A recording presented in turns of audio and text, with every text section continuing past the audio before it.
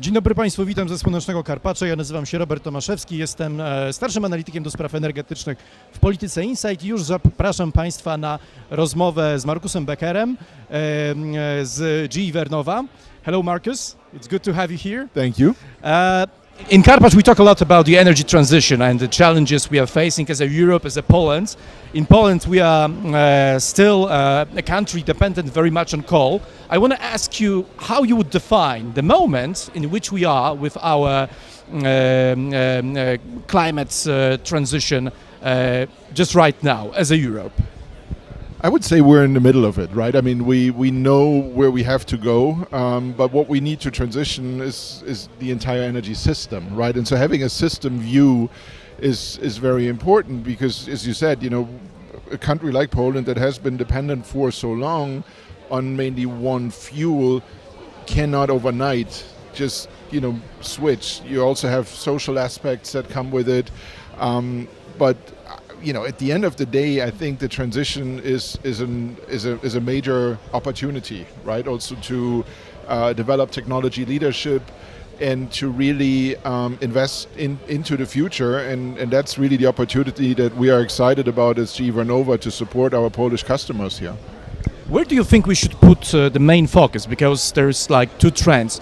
Should we speed up the transition and focus on achieving the climate goal, the climate neutrality in 2050, no matter the cost is? Or should we rethink this process as also some parts to recreate industry force, which was during the last year during great pressure from very high energy prices, energy crisis which happens, and because of the geopolitical tension, war in Ukraine, and so on. So, where should we put this main focus? From our point of view, and that's actually what the new GE Vernova, because as you may know, we were, only in April spun off from the old GE corporate company. The company is now really purpose-built, as we said, around electrification and decarbonization.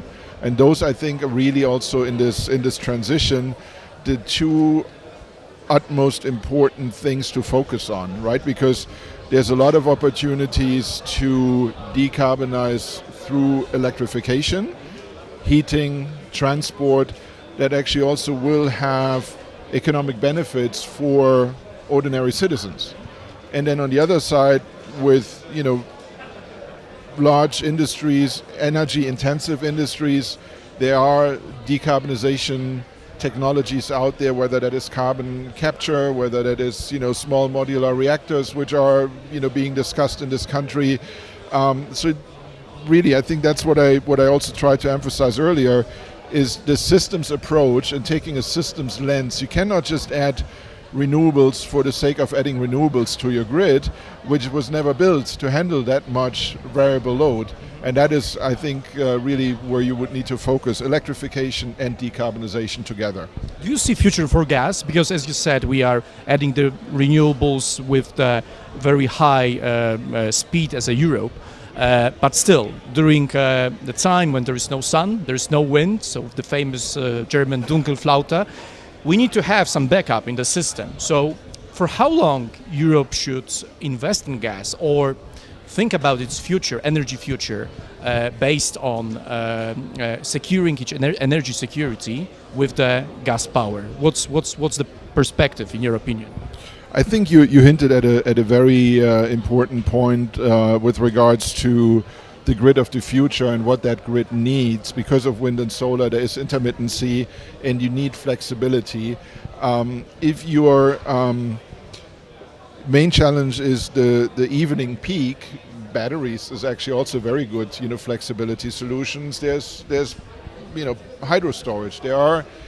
So the whole idea of storing is I think very important, but we need to, I think, also to an extent distinguish the gas turbine technology, so the rotating equipment, from the fuel, because the gas turbine has one unique feature, which is you have two distinguished decarbonization pathways. You can either decarbonize through switching to cleaner fuels like hydrogen, or you can add carbon capture on the back end. But what you still will need is this rotating mass on the system that provides inertia, that provides all kinds of grid services that go beyond just putting a kilowatt hour on the grid. The question is, how can you provide the right type of kilowatt hour? And there, gas turbines are just very beautiful machines to do this. We still need them. Markus, thank you very much for the interview.